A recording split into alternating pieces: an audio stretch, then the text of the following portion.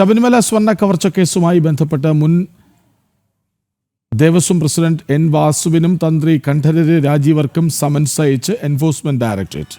March 4 ഹാജരാകാനാണ് നിർദ്ദേശം. വിവരങ്ങളുമായി ജിജീഷ് കരുണാകരനൊപ്പം ചേരുന്നു. ജിജീഷ്, ഒരു വശത്ത് ഇഡിയുടെ അന്വേഷണം അങ്ങനെ പുരോഗമിക്കുകയാണല്ലോ, ഇതിപ്പോൾ എന്താണ്?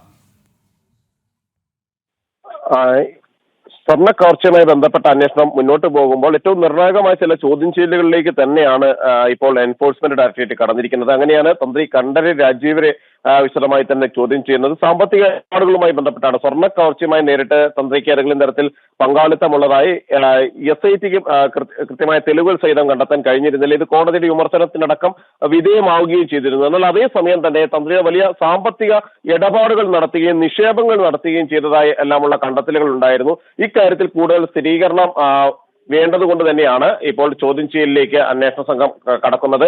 തന്ത്രി കണ്ഠരര് രാജീവര്, ഒപ്പം തന്നെ മുൻ ദേവസ്വം ബോർഡ് പ്രസിഡന്റും മുൻ ദേവസ്വം കമ്മീഷണറുമായ എൻ വാസുവാണ് അടുത്തയാഴ്ച ചോദ്യം ചെയ്യലിന് വിധേയരാകുന്ന ആളുകൾ. അടുത്ത ആഴ്ച തുടക്കം തന്നെ എൻ വാസുവിനെ വിളിച്ചു വരുത്തുമെന്നാണ് അന്വേഷണ സംഘം വ്യക്തമാക്കുന്നത്.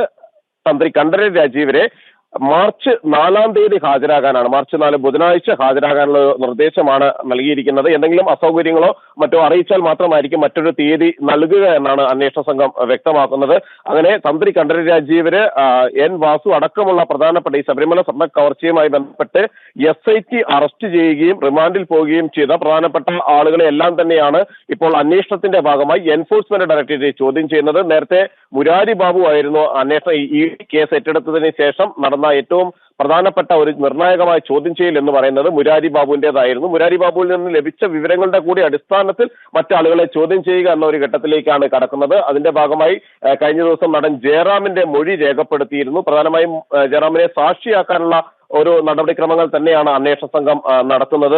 മുഖ്യ പ്രതികൾക്കെതിരെ പ്രത്യേകിച്ച് ഉണ്ണികൃഷ്ണൻ പോറ്റിയമ്മയുടെ പങ്കാളിത്തം സംബന്ധിച്ചെല്ലാം തന്നെ കൃത്യമായ വിവരങ്ങൾ, അല്ലെങ്കിൽ അതുമായി ബന്ധപ്പെട്ട മുഖ്യ സാക്ഷികളിൽ ഒരാളായി മാറുന്ന തന്നെയാണ് നടൻ ജയറാം. കാരണം ഈ സ്വർണ്ണപ്പാളികൾ കവർച്ച അല്ലെങ്കിൽ ശബരിമലയിൽ നിന്ന് കൊണ്ടുവന്ന സ്വർണ്ണപ്പാളികൾ ദുരുദ്ദേശത്തോടു കൂടി, സാമ്പത്തിക നേട്ടമെന്ന ലക്ഷ്യത്തോടു കൂടി പല ഭാഗങ്ങളിൽ കൊണ്ടുവന്ന് പൂജ ചെയ്തിരുന്നു. പ്രത്യേകിച്ച് ജയറാമിന്റെ വീട്ടിലും മറ്റു പല ആളുകളുടെ വീട്ടിലും എത്തിച്ചു എന്നതിലെല്ലാം തന്നെ അന്വേഷണം നടക്കുന്നുണ്ട്. ജയറാമിന്റെ വീട്ടിൽ സ്വർണ്ണപ്പാളികൾ പൂജ നടത്തുകയും അതിന്റെ സാമ്പത്തിക നേട്ടം ഉണ്ടാക്കി എന്നാണ് SIT അടക്കം കണ്ടെത്തുകയും ചെയ്തിരിക്കുന്നത്. ശരി, ശബരിമല സ്വർണ്ണ കവർച്ച കേസുമായി ബന്ധപ്പെട്ട് മുൻ ദേവസ്വം പ്രസിഡന്റ് എൻ വാസുവിനും തന്ത്രി കണ്ഠരര് രാജീവർക്കും സമൻസ് അയച്ചിരിക്കുന്നു എൻഫോഴ്സ്മെന്റ് ഡയറക്ടറേറ്റ്. വിശദാംശങ്ങൾ നൽകുകയായിരുന്നു ജിജീഷ് കരുണാകരൻ.